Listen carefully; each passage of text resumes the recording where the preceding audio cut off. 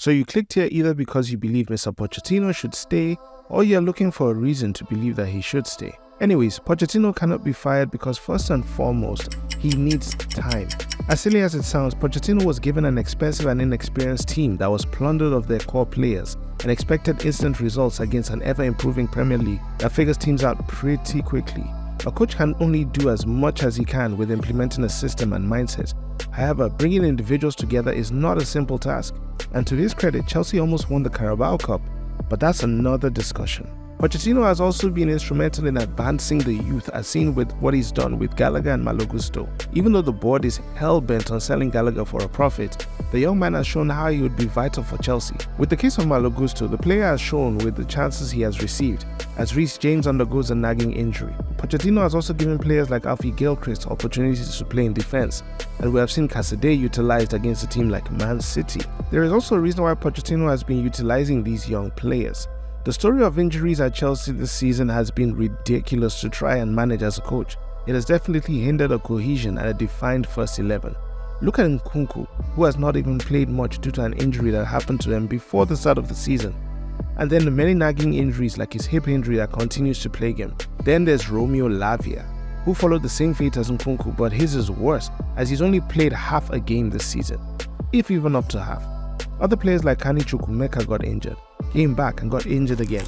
Then there's Chilwell, who missed much of the first half of the season. Reece James, who underwent surgery. Cucurella also underwent surgery. Badiashile is constantly sidelined. Trevor Chalobah only came back to the team in 2024, and Fofana has yet to play this season. And we've not even mentioned Wuchuku, who had to play when not fully cleared and then got injured during the game. Players get injured, sure, and the coach's job is to manage his squad with the fitness of the players, but this season's birth of injuries, let's be honest, has not created stability for the team. Another reason to keep Pochettino for at least one more season would be to run down his contract. Who will replace Pochettino if he's terminated?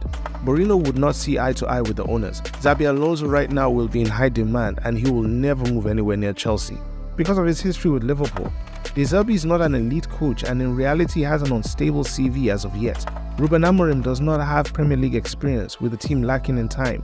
And though he has done very well in Portugal, expect him not to do well in his first season if he's appointed, just like Pep Guardiola at Man City.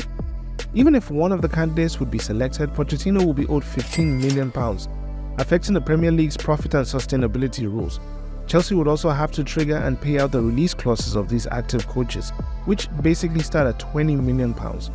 A high and fire situation worked well with the earlier version of Chelsea, as the players were already established. Any coach coming in right now would have the burden of grooming young players while being expected to compete with the big boys of the Premier League. And remember, Chelsea does not have time.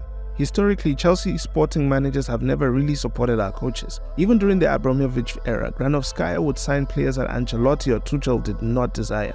She would also neglect players that Frank Lampard would ask for. But with the new Blue Co era, things seem to be worse. The sporting directors are focusing on youth in hopes that they will deliver in the future. Hence our squad lacking maturity, showing no signs of grit, and facing disciplinary issues. There is an argument that the sporting directors are yes men to Egbali and Boli and are not focused on their jobs.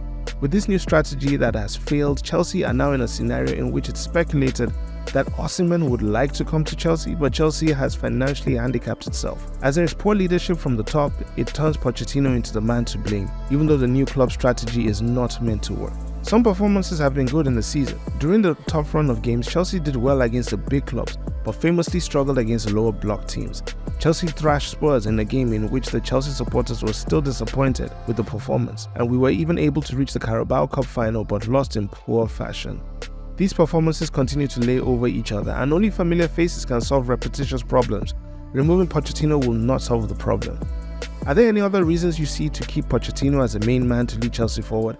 Let us know in the comments below or check out our other video on why Pochettino must be fired. Anyways, what do you think?